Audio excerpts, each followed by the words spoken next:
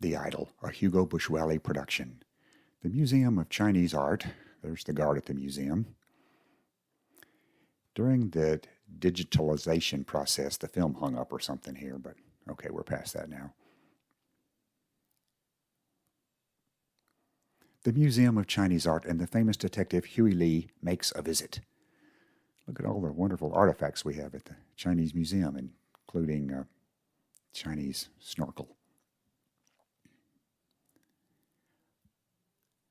I bet this statuette of Buddha is worth lots of money, huh? It's kind of racist. The guard has sunglasses on for some reason. Priceless. No one would steal it, however, for there is a terrible curse on it. Come, let us look at other treasures.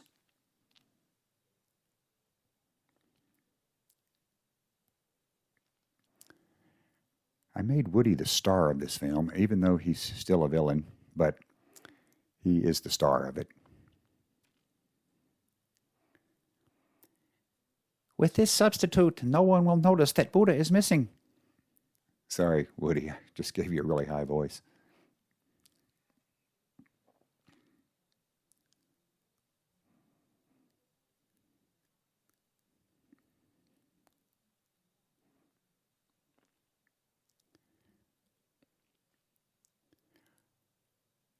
Hatsamura! Buddha is missing, a word we made up.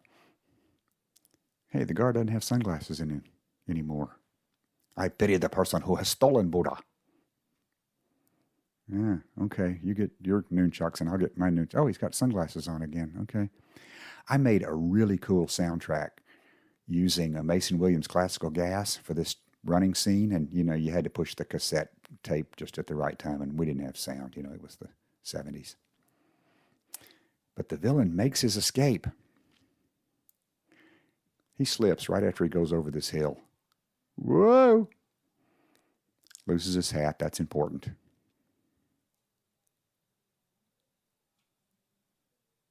Hold on a second there, Woody. I want to stop the film for just a minute. You see that I've had Woody running underneath me and jumping over me and right to left and all kind of different things like that. Well, I had him climb up in a tree and I was going to have him drop down and then run off. I'm getting the camera set up and he's going, Bush, this limb is cracking. And I'm going, yeah, whatever. I'm setting the camera up. And then just as I get it ready and start the camera, I hear and he comes crashing down. I've left those few seconds on the film. I always have, just for fun. So when I restart it again, you're going to see first him crashing to the ground and then the actual effect that I wanted. He drops out of the tree and runs off. Sorry, Woody. And now back to our movie. Boom! And then he runs off at a high rate of speed. I don't know why I felt like I needed that much running in this getaway scene. But he makes it to his hideout. He's safe in his little hideout. And he looks at his ill-gotten booty, or his ill-booten gotti. While he's going to get a refreshment, the Buddha shows that he has magical powers by moving on his own, turning the lights off because I forgot to turn them back on when I filmed that part. So he gets him a little Chinese Pepsi and drops the star off. He was supposed to leave that there, but for some reason he picks it back up while he's pouring the Chinese Pepsi. And then he looks at me like, what was I supposed to do? Oh, yeah. So I had him toss it on the table and it falls on the floor. So now it's on the floor and he's got to get down there to get it. And this is where Buddha shows his other powers. He moves the cup close to the edge of the table and then does a little dance afterwards. So when Woody gets back, he spills it. Oh, no.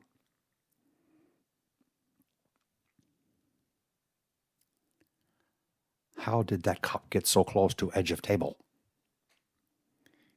Maybe the Buddha did it.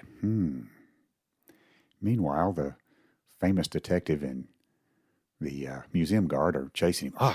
The hat. He went that way. Yes. On we go. They get to his hideout.